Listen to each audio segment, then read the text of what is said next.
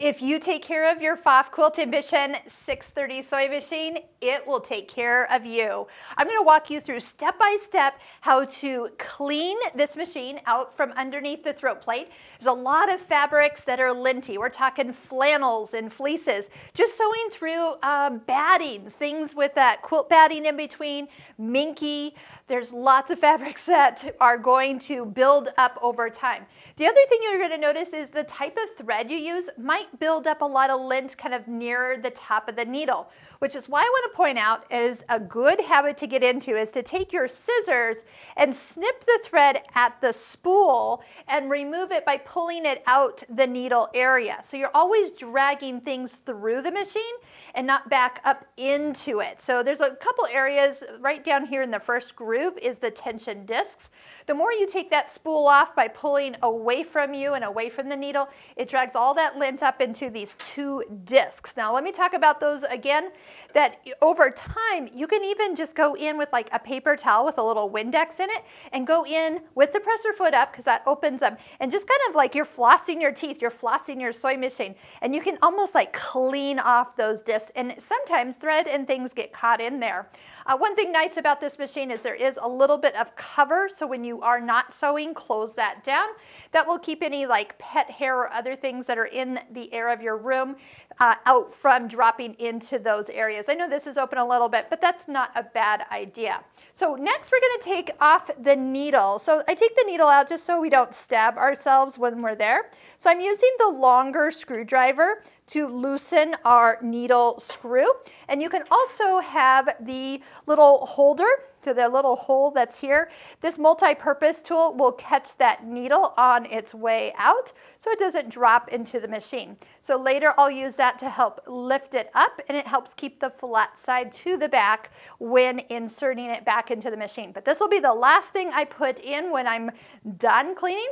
If it's been a while since your needle's been changed, let's go ahead and plan to put a new one in its place. Next, let's go ahead and take off our presser foot. I've already pulled out the small screwdriver as well, plus the little brush that came with this machine. So as I take the small screwdriver and loosen these little lower screws, let's talk about what you're not going to do when this plate comes off. We are not going to use canned air. Do not blow anything further into this machine. Don't blow into the machine. So just things to kind of keep in mind. So I'm going to just get these a little loose. I'm going to use my fingers like that to unscrew them. But before I do that, I'm going to take the bobbin out of the machine. All right, so just go ahead, give your fingers a little twirl on those screws. And we can lift the throat plate up. You can do it with your fingers or use the little screwdriver just to give it a little pop, and off this comes. There's only one thing else that we're actually going to take out at this time. So this whole black kind of basket is the bobbin case. So we're going to slide it out. Now right down the middle is a piece of what some people think is lint, but by the way, it's not. It's a little bit of a wick.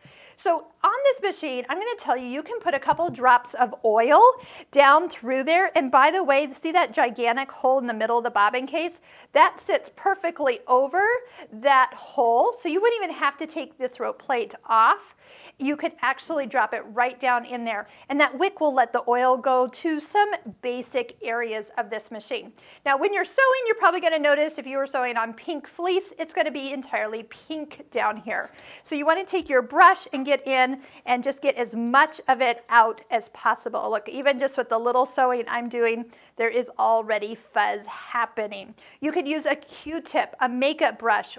This is one of my favorites. It's like a dust-it, kind of a wool version of a Swiffer, and it will just suck everything out of the machine area. Speaking of sucking, there are some great miniature vacuum attachments that you can purchase, put on your vacuum, and then just be able to run the vacuum hose right on through all this area, and it really cleans it out. So after it's clean, then we're going to do this in reverse with a few pointers. So bobbin case is going to go in next. The little points need to point towards the back of the machine. But see this little notch or nub here, this little heel? There is a spring right here that it is going to sit next to. Just make sure that as it goes in, You're going to kind of find where it just sits nice and flush. You'll know when it's there, probably has a little wiggle in it, but that little part, that nub, is going to bounce against that spring just like that. So just make sure that doesn't get, I don't know how people do it, but they do. They get it over on the other side, and it just, it doesn't work at all. So, of course, once we get it all back together, we're going to thread it up and sew on it, make sure like we get the needle in all the way. This is all the way in. If it's not going to sew at all. All right, next up, we're going to take the throat plate. This has a small little ledge right here that we're going to just slip under the left side of the housing, and that will bring us into position. Once it sits totally flush with the bed of the machine, go ahead and put the screws in and just give them a nice little tighten with the screwdriver. Now remember, what did we say we're going to put in absolutely last? That is going to be our needle. So we're going to go ahead, put the bobbin in, thread up the machine, put a presser foot on. So let's just kind of go back to our regular presser foot number 0A. That's the one for a straight stitch. Engage the IDT if that has not been brought down lately, so that can be engaged and back in place. By putting the foot on, it will assist with putting the needle in next. So if you take the multi-purpose tool, drop the needle in so the flat side's to the back, take the point of the needle and drop it down the center of the foot. Then when you come and lift it straight up, it goes right into position. You want to make sure that it slides all the way up to the highest point, and then as you take a screwdriver to tighten the screw, I want to kind of just warn you, you want to tighten it, but not like over tighten it. Like it needs to not fall out, but I don't need you to crank this down. That's actually not good for that screw. So your fingers aren't strong enough to turn it so it stays in. So just give it a little tiny turn with the screwdriver so you know it's snug enough to stay in place. I'm going to go ahead and put my bobbin back in, thread up the machine, and then the very last thing is to use the needle threader to thread the needle, because that is the last way to check to see if you have your needle all the way at the highest position. Needle threader lines up perfect.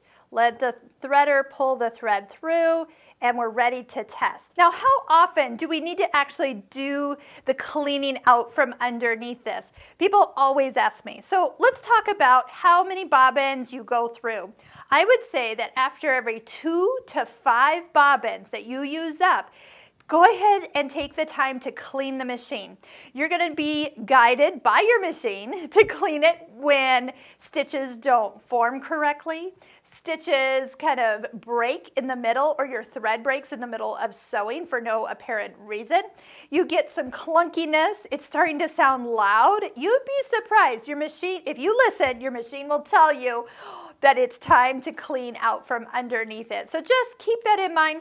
Have your machine serviced once a year annually at your Pfaff retailer, and this machine is going to treat you so well if you take care of it. So it's kind of a partnership here.